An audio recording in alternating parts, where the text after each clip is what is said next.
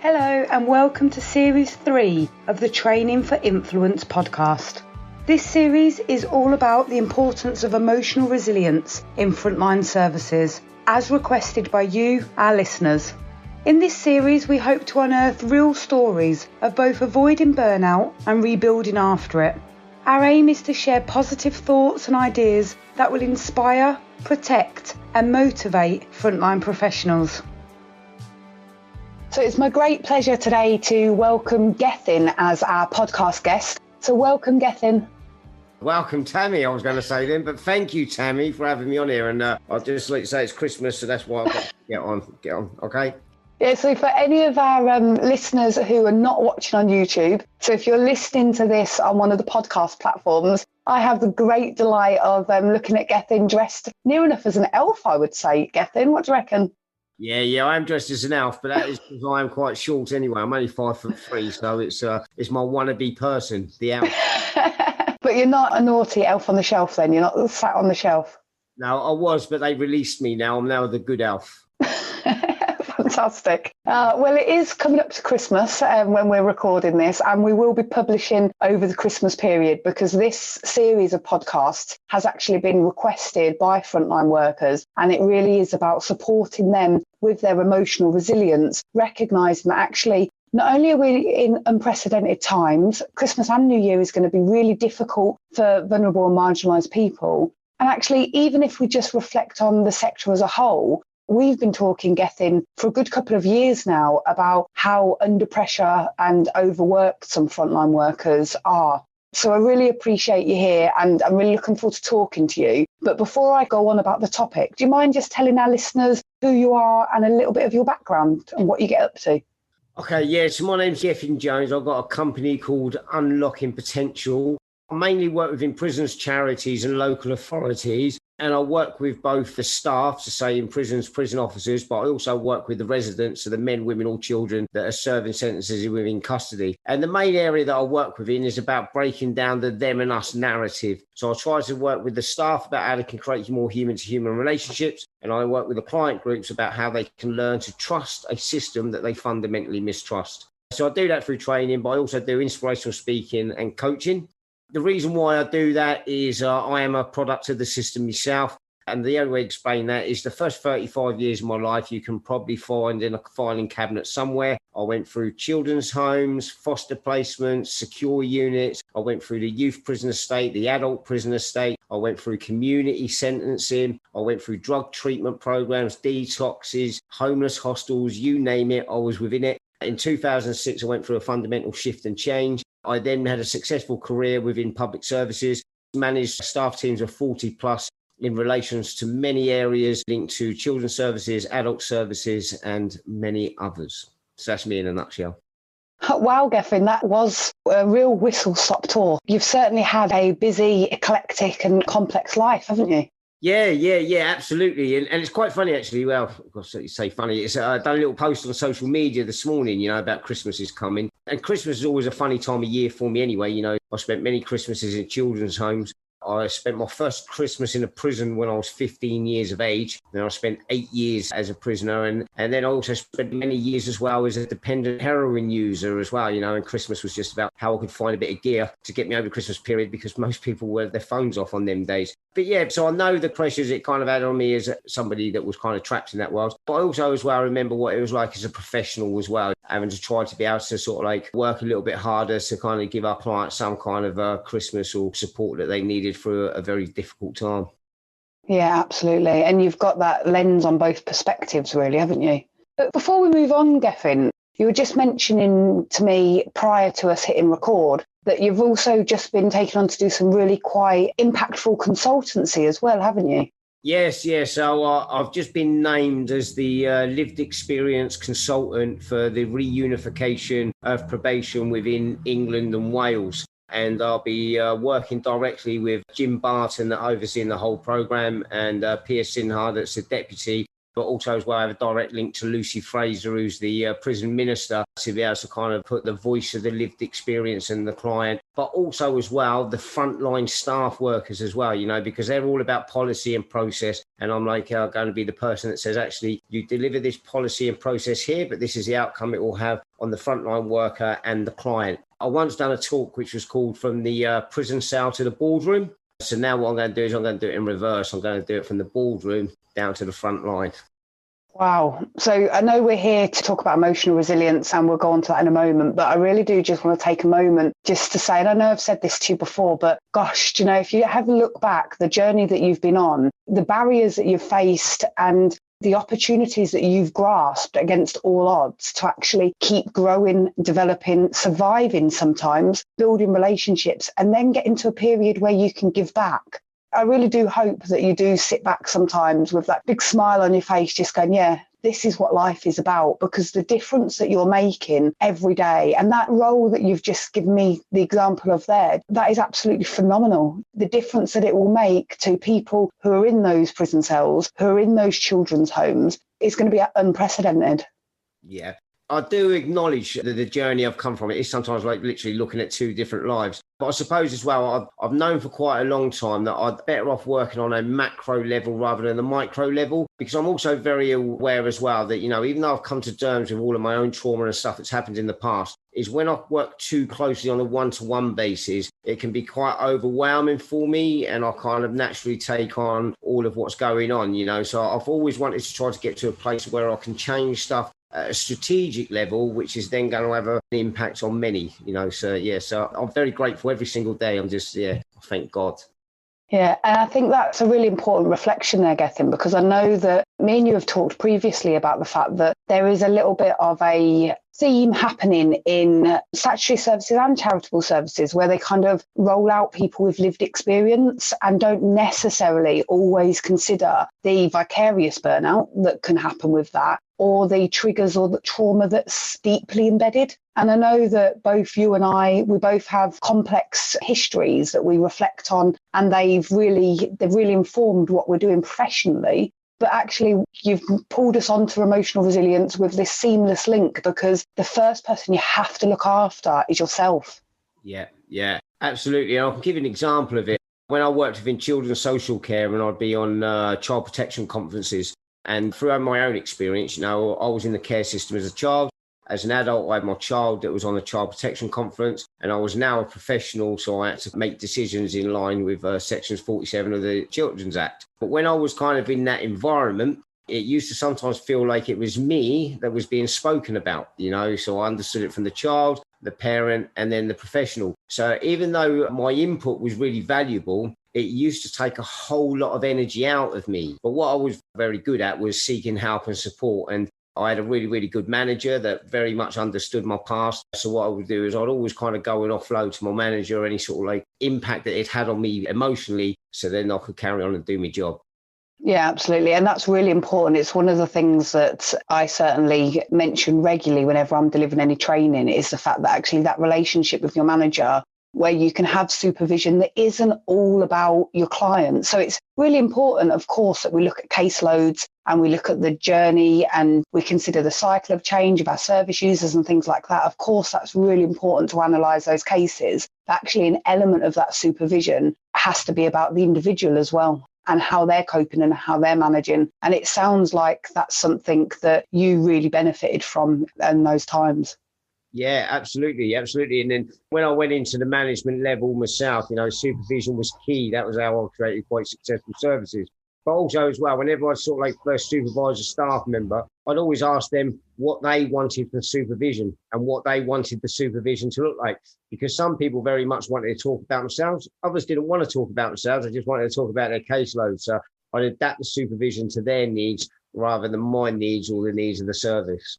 Yeah, absolutely. And I think being adaptable is so important, and finding other ways, because if they don't want to talk in supervision about themselves, you can absolutely accept that. But there also needs to be relationships that they have with other people, or other ways for them to be able to share kind of any concerns or debrief or any personal things that are happening in their lives that might be impacting their work. Because I think we forget really quickly, don't we? And quite conveniently as well. You know, we forget that the people on the front line who are undertaking all of this work with really complex people experiencing extreme vulnerabilities, etc., people on the front line are people too.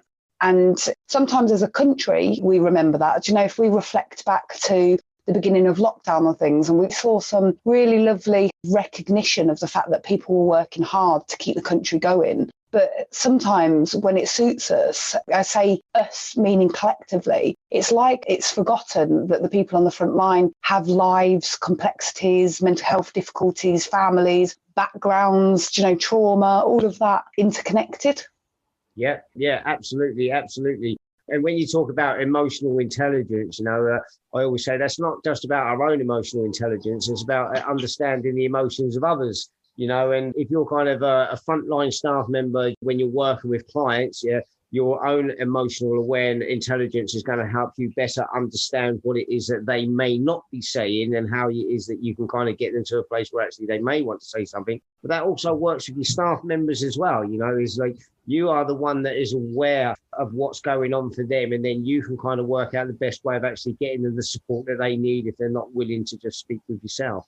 Yeah, emotional intelligence is really important. And I think it works very much in partnership with emotional resilience, because if as a manager you have a level of understanding and ability and you have that emotional intelligence, you do naturally tune into other people, and you might have to consciously tell yourself to, but you are able to. I think it can be difficult. I've certainly had some managers previously who actually aren't very emotionally intelligent. Therefore, I've had to really take some high-level responsibility for my own resilience at work as well, because I know that if I'm struggling at home, it affects my work. If I'm struggling at work, it affects my work. And actually, the most poignant time for me was actually when I was working in a prison myself. And it was actually the treatment manager who said to me, "Tammy, can we have a conversation?" And when I went to speak to her, my marriage had broken up a few months before, and I felt like I was absolutely managing that and keeping it very separate to work. And what she had seen, because my emotional resilience was low,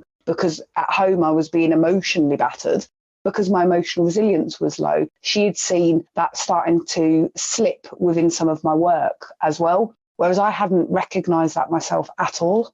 Yeah. And that's exactly what it is that I'm talking about, you know, is when you're working with your staff members and you've got that intelligence yourself, and then you can kind of see the resilience that someone may or may not have. You know, I had a staff member and I used to see it. It would always come out in their case notes, really. And then they're behind on lots of other different areas. And I used to know at that point that their emotional resilience was quite low. And the same sort of thing. And I remember one girl in particular, and I was talking to her, and she was having some real difficulties at home with her partner, you know. And then what we did was we had some conversations about how it was that she could better manage that, how she could manage her time. And then, you know, she started to better take care of herself. And then lo and behold, her targets were being met. Yeah, absolutely. It's amazing, isn't it? The difference that it can make when you're struggling yourself and how that can then be displayed in the work that you're doing. Absolutely. What I think is interesting as well, like you gave some examples there, Gethin, about recognising in case notes and things that things were starting to slip. But one of the other things that I see really regularly is people's professional boundaries as well. It's a case of when we're not managing and firing all cylinders and we're not our best selves, and actually our professional boundaries in the activity that we undertake seem to then start to wobble slightly. I've seen that quite a few times and be really quite concerning. Yeah, absolutely. You know, I've got a bit of a love-hate relationship with professional boundaries, because sometimes I think some professional boundaries are too rigid, you know, and for me, I always talk about human-to-human relationships. So it wasn't the system that rehabilitated me, it was individuals that worked within it. And these people created a human-to-human relationship with me. Absolutely. So what they did was they showed me the person behind the professional badge, which means that sometimes, you know, they had to kind of go into that grey area, you know, you've got that grey area. So for me, you know, some people can kind of get too stuck behind a professional boundary, so they don't show any human, they're just showing this portrayal of something of what they are, you know, but then like you say, sometimes people can go through the grey area and to the wrong side, you know, and I have seen that before as well, you know, and I always see it within the prison system, you know, and that's a really good system within it. So with prison officers, they always call it jailcraft, yeah? And they're the best prison officers, but they really know how to navigate that grey. But then what can happen is you can have prison officers that don't know how to navigate the grey, and then they go to the other side, and then they become a risk to the prison themselves and everybody else, So, but that us as managers, we need to be able to kind of recognise that as well, and it's not about watching everything they do, but sometimes you'll just sometimes hear a conversation, you go, oh, and then you have to have a conversation. Yeah, absolutely. And I completely agree with you. When I reflect back on what changed my life and put me on a different course, absolutely human-to-human relationship. I know certainly when at TAY we deliver the professional boundaries training, it's really interesting, depending on the organisations that we're working with, about the context that they're working within, because particularly from a third sector perspective, then actually in general, third sector are really quite good at that human-to-human relationship, but they don't always know when to stop. And so they can give too much of themselves, which then leads to burnout and then has an impact on their family. And then you can have the other side where actually you're not giving any of yourself. So actually you're not perpetrating the other person or connecting with the other person in any human way to actually help them make change. And I like the way you explain it, Gethin, because it really is a grey area, and it takes a little bit of dancing and a little bit of skill to be able to actually operate within that.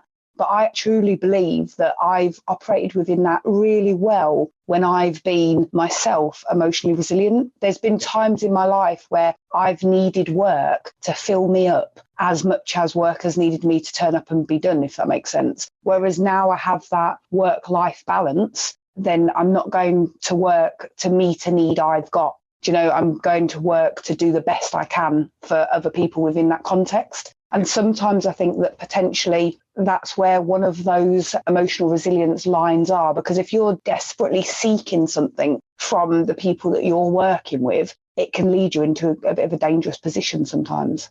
Absolutely. And I think you need to kind of know your drivers, So for me, the reason why I kind of go to work is like the number one reason is I want to make a difference. The second one is that I need to earn a living. And the third one is the social element, because I'm a very social person. So when I've got a balance of all three of those, then actually I'm usually quite emotionally settled, As soon as it sort of starts to just tip into one of them areas, then I'll become emotionally drained, and I kind of know when it is that my emotional resilience is starting to weaken, because I start to get quite resentful with people and I start to want to push people away. And that's when I know actually something's a little bit out of balance here. And at this moment, I need to concentrate on me and see how it is that I can help myself so I can get myself back to that point of where I need to be. So that's really interesting. So you've kind of learned to be able to assess yourself and check yourself and then try and readdress the balance before it becomes too unbalanced to actually make a negative impact, I guess. Yeah, absolutely. And this literally happened to me recently, probably about 3 months ago. And it was one of them things where I always say this, it's better to do one or two things really well than many things badly, And what was happening is I'm always one of these people that want to help, because I want to make a difference as part of my driver. But then what happens is I say yes to too many people. Then what happens, is I can't spin all of them plates and some of those plates start to drop. Then that impacts me. It impacts my belief about myself and my own values, and then it takes its toll, And because I was kind of in that little bit of a bad place as well, I was then kind of like doing quite a lot of social media and I was scrolling through and then I was thinking everybody was far better than me and everybody was having such success and I'm such a failure. And literally I just had to go, Gethin, stop. Just stop. So I disconnected myself from a few different networks, said, I'm really sorry, I can't do this at this time. Can we look at it next year? And I reduced my social media and I felt emotionally fit and healthy again. I was doing press-ups. Real press-ups or metaphorical ones? That's important. Ones. Yeah, metaphorical ones. Yeah. I'd like to take a brief interval from talking to our wonderful guest today to tell you a little bit about TAY Training and Training for Influence.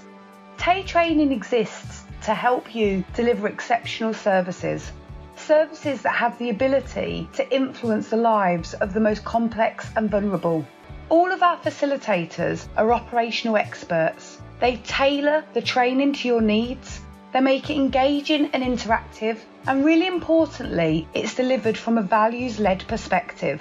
This is the Training for Influence methodology, which we created to have added influence on the sector. We recognise the importance of building the emotional resilience of frontline professionals, influencing their values and supporting them to make values-based decisions. So we made this the golden thread of our training methodology. We truly believe that frontline professionals are perfectly positioned to positively influence the most complex of lives. But to be able to do that, we need to help them be the best that they can be. So Training for Influence is our creative solution. It can be overlaid onto any training course and means that frontline professionals, whether they're attending mandatory or specialist training, will have their emotional resilience built and their values positively influenced.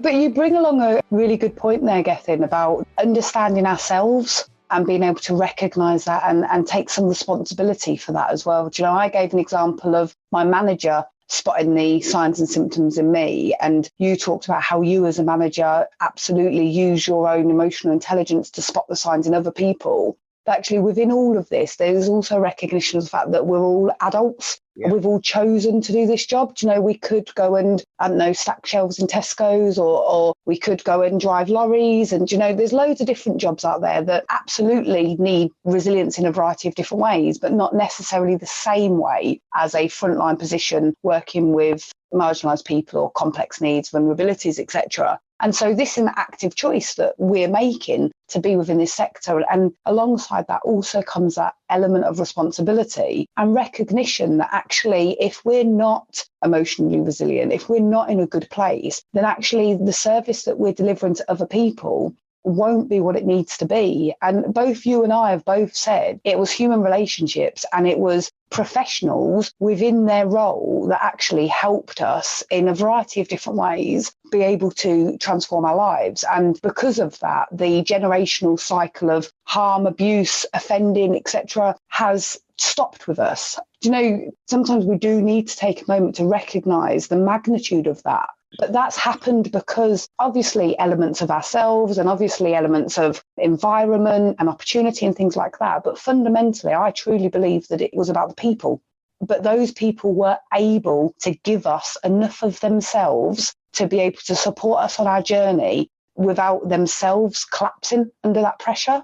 Yep. No, I absolutely agree. And I think personal development, and a self-awareness of you, is the greatest way for you to increase your emotional intelligence and your emotional resilience. You know, and I always used to have this little analogy that I used to say to staff, So even though, we're working with complex needs, I said, imagine that you're working in a cardboard box factory, Okay, if you worked in a cardboard box factory, you couldn't take home a couple of cardboard boxes every day, Because what would happen was within a few months, you wouldn't be able to move in your house because it's just surrounded by cardboard boxes. And it's no different when we work with people. So we will automatically take on the trauma or the situation of what's going on from somebody. And that is a mental cardboard box, that we're taking with inside of us, And before long, we become overwhelmed with all of the cardboard boxes that are around us, which means that we can't see the solution. And then that can cause us stress, anxiety, and everything else, So for me, the speaking with others, whether that's your manager, whether that's sort of like your colleagues or anybody at all, where you can actually get rid of these cardboard boxes, which is like taking them to the recycling. Then actually, life is going to be so much better.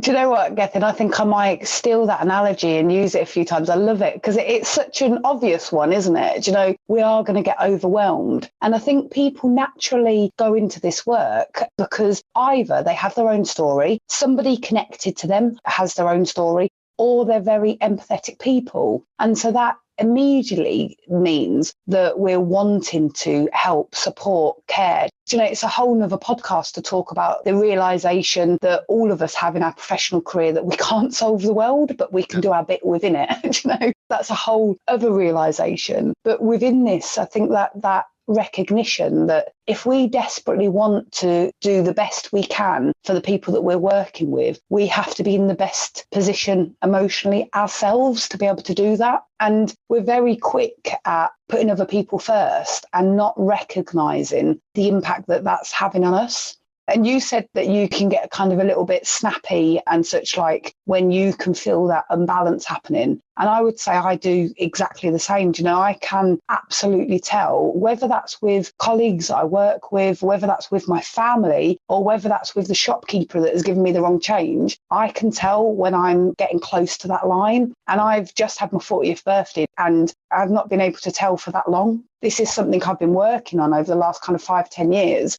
of that self-recognition. It's important. It makes a difference, doesn't it? Yeah, absolutely. Absolutely. You know, and our development and learning is continuous. We're never the finished article. I always kind of say that, you know, and I'm just about to celebrate my 50th birthday in a couple of weeks' time. Happy nearly birthday. Yeah, I'm going to have to like postpone the party though, because we're probably going to be in another lockdown for that. But, you know, that just means I can stay 49 for a bit longer. That's what I said about 40. That is exactly what I said. I suppose as well, something else that kind of helps with me as well in my personal development stuff is I'm not religious, but I'm very spiritual. I listen to lots of sort of like spiritual teachers, like Wayne Dyer is somebody that I kind of really sort of like listen to a lot at the moment, you know, and a lot of that is about self-care, that taking care of me, you know, and actually when you take better care of you, yeah, then you are naturally a better person and you're able to support everyone that's around you, you know. So yes, it is a journey, you know, but for us to have that journey, first of all, we have to recognize that it's a journey that we need to go on. And then it's about actively sort of like reflecting on how we are, whether that's good or bad, and what it is that we can maybe do to make it better. You know, and I think that's always a personal journey. You know, it's the same as when you're going into recovery or change or whatever it is that we're doing when we're delivering it to people, you know, is actually they have to choose, to start to take a look at themselves to make changes so they can be a better version of themselves. Yeah. Well, let me tell you, professionals, we have to do exactly the same. And sometimes we need to listen to our own messages. Yeah, absolutely. Yeah, I couldn't agree more. We have to listen to our own messages. And I guess as well, also, you know, we're both sitting here and we've been around a little while now. Do you know, we're not over the hill, but we've been around a little while. And when I reflect back to when I was a much younger professional, I'm really grateful to some of the more kind of experienced professionals that were around to kind of catch me or point me in the right direction, or like I said with my treatment manager, recognise when things were getting a little bit wobbly. So I think depending on where we are in our career as well, and within our life and our kind of understanding and frame of reference and things like that, will also enable us to recognise more from a personal perspective what we need, or whether actually we're looking out for our colleagues a little bit more in that way as well. Because I love it. Do you know, when I'm delivering a training course and I see like a 22-year-old exuberant, bright-eyed, bushy-tailed person that's just come in, can't wait to work within criminal justice or social care, and they're going to absolutely change the world. And I love the excitement that they bring with them.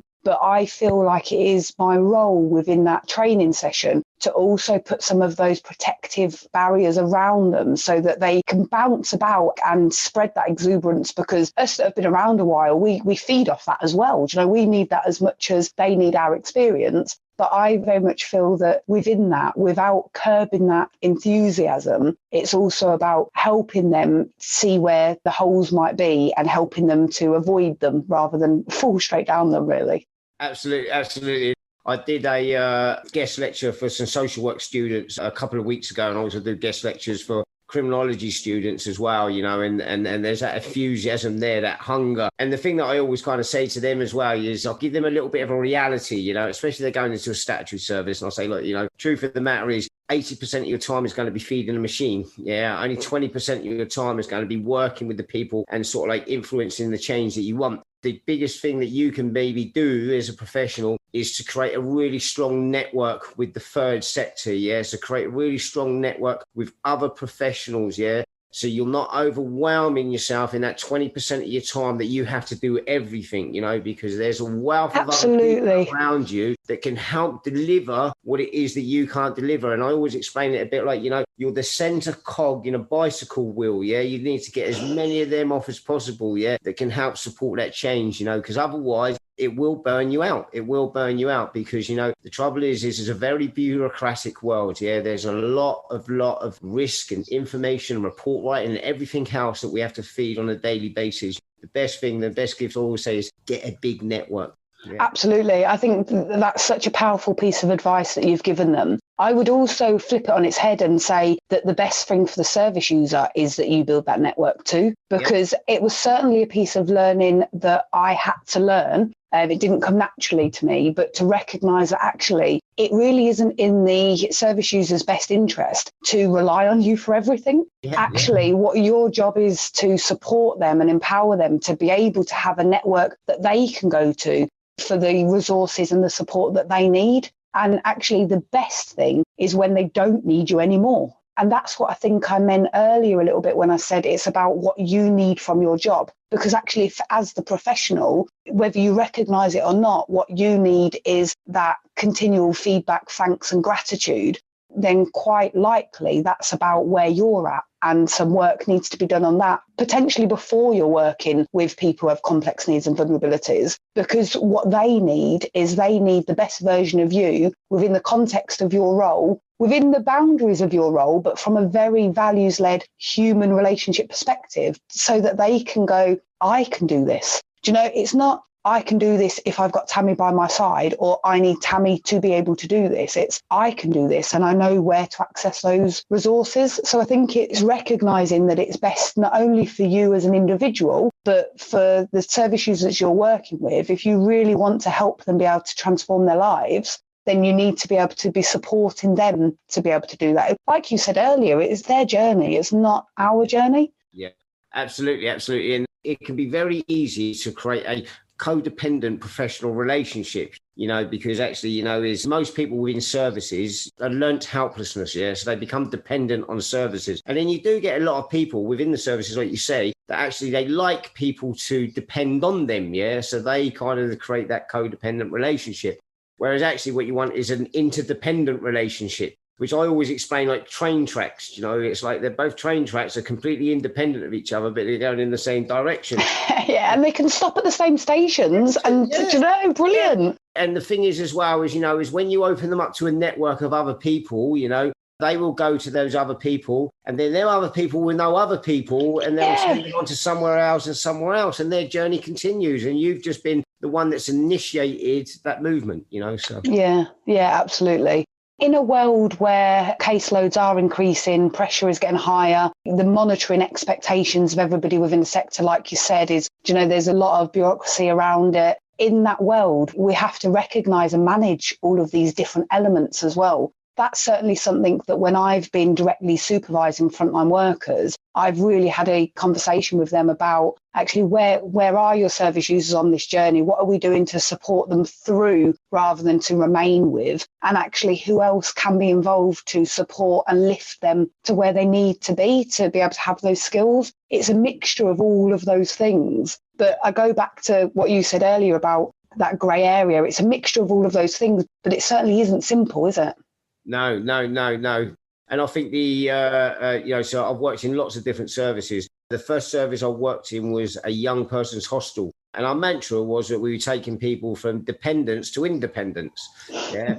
But I believe that's with all services. Yeah. They're dependent on us, but our job is to make them independent. And for that, is we have to very much circulate that grey area, because we have to find a way to be able to connect with them so they can learn to trust us, because it's only once they trust us that they'll listen to the information that we give, and then they will then start to maybe look at other services that they can that can support them. And that's when the journey continues, and as professionals, as you go on longer in your journey, all of a sudden, like 15 years later, you'll have somebody come up and go, Gethin.